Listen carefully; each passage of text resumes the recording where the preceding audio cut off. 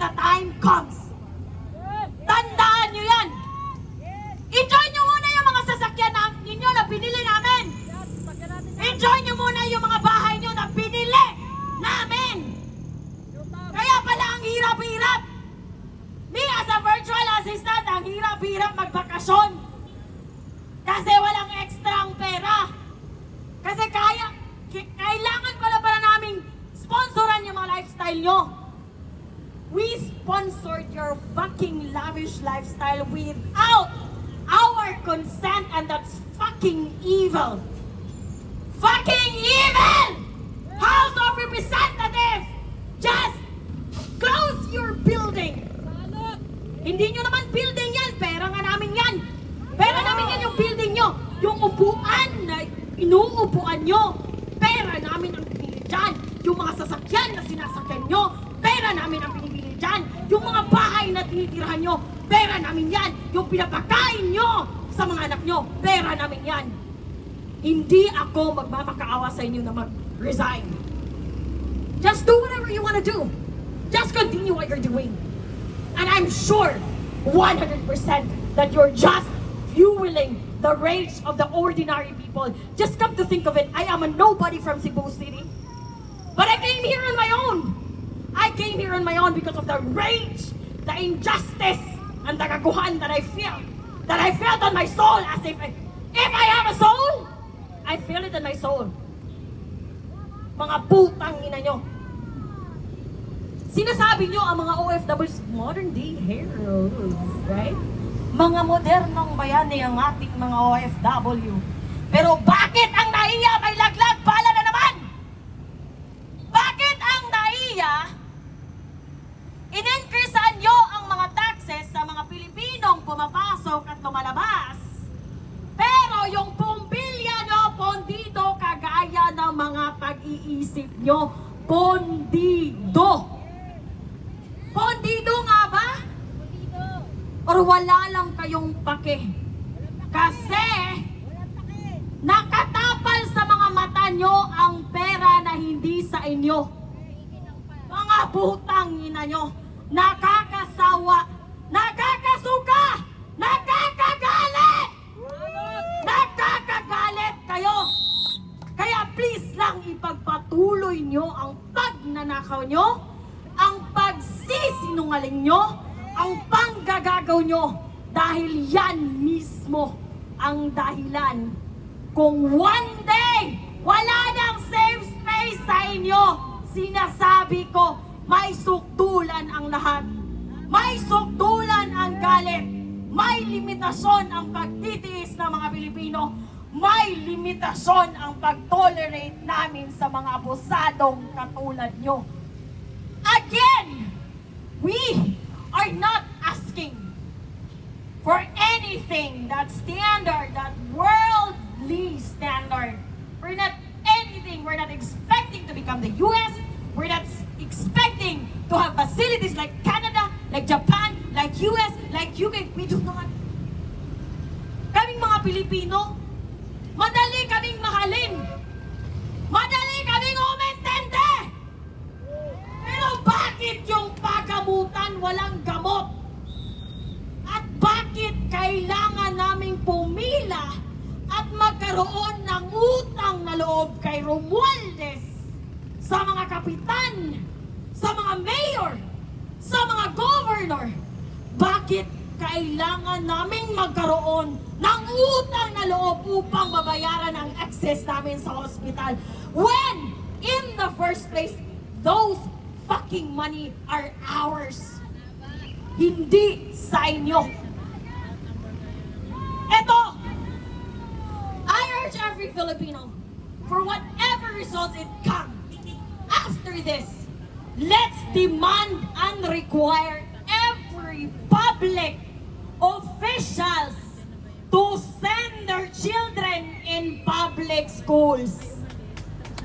Baka, when they are required to send their children in the public school, baka maging maganda ang public school natin.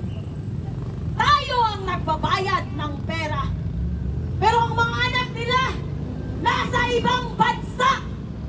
Samantala Pilipino na naghihirap, nagtatrabaho, araw-araw, kahit may sakit, kahit may putang inang baha dahil ninakaw nyo ang flood control projects, nagtatrabaho pa rin.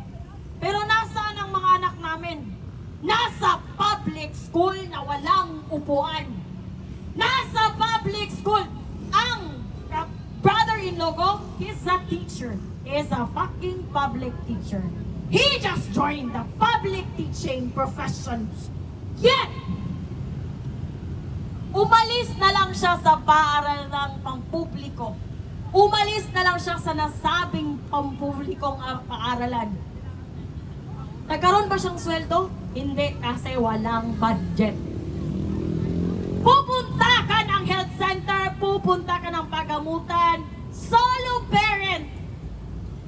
I was widowed. I got widowed when I was 26. Pero hindi ako klaseng tao na pupunta sa gobyerno magrarally dahil mahirap ang buhay ko. I'm not that kind of person. So what I did after I got widowed, nagtrabaho ako ng call center. At sa umaga, nagbibenta ako ng kondo para sa mga putang ina nyong taxes. I am that kind of hardworking Filipino. But I am a solo parent. Naisabatas na ang mga benepisyo para sa solo parent. Pero sa tuwing pupunta ako sa fucking DSWD, 3 taon. Pero ang sagot, iisa, ma'am, wala pong discount sa tuition kasi wala pong budget. Walang budget kasi ninanakaw ni Congressman Abante, ninanakaw ni Franz Castro, ninanakaw ni Martin Romualdez, pinaghahatian ni Luis Tro, pinaghahatian ng mga putang inang senador with approval, authorization, heads up, and cheer coming from the most highest high excellency, your president, Bongbong Ferdinand Marcos. Dude! I'm gonna call you dude. Kasi, I don't think you are a president. Sino ang naniniwala dito na si Bongbong Marcos ay may isang katangian ng isang pangulo? I remember, I remember so well when he assumed office. I started hearing rumors na this and that, Marcos was this and that, eto na naman tayo. And I was like telling my friends, the guy just assumed office. Let's give him a break. Kasi nga, hindi ako ganong klaseng Pilipino na complain ng complain. So, for the first few months, sinabi ko sa sarili ko, na give this guy a break. He just assumed office. There's a lot of things to do. Many months after that, there came the rumors of the flood project. Flood projects did not happen yet last year. All this scandal did not happen this year. It happened last year and late last year when he assumed office. Okay?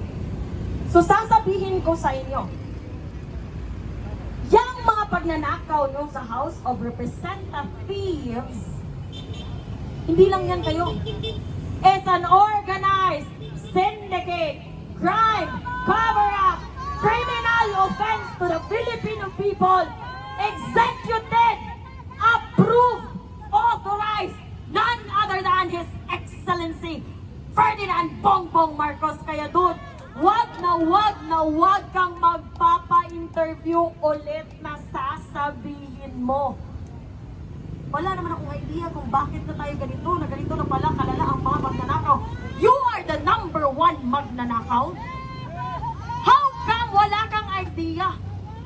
How come wala kang alam, Bongbong Marcos? Crap! It's a crap! Gagawan. Do you really think we're idiots? We're not. Kasi ang mga pagnanakaw na to, hindi ito magiging ganito kalala kung hindi mo aprobado at autorisado. You are the number one criminal committing criminal offenses to the Filipino people. Walang iba. Walang iba. It's just you. It's just you and your minions in the Senate. It's just you and your minions in the Congress. Araw-araw kayong nandyan sa Congress. Anong ginagawa nyo? Nagnanakaw! Nagnanakaw ng pondo ng bayan. Again, hindi ko sasabihin sa inyo na maawa naman kayo. Just do whatever you wanna do. Continue what you are doing right now. Nakaw kayo ng nakaw at gaguhin nyo kami ng gaguhin na para bang kami ay nasa panahon ni Rizal at mga Indio at walang mga pinag-aralan. Ipagpatuloy nyo yan dahil may sukdulan ang pagtitiis ng mga Pilipino. May sukdulan ang galit. Ang mga Pilipino ay magtitiis, ngunit ito ay may limitasyon. At kapag dumating ang panahon na yan, magtago kayong lahat. Lahat, pati mga kamag-anak nyo, na flex ng flex sa Instagram ng mga Balenciaga, ng mga Chanel, ng mga Hermes, ng mga 780,000 mil for 4 persons. Mga putang na mga garapal kayo. There's a special seat for you guys in hell. I'm telling you that. And if one day I'm gonna go to hell, I'm gonna make sure that I will drag all of you to hell. Mga putang ina.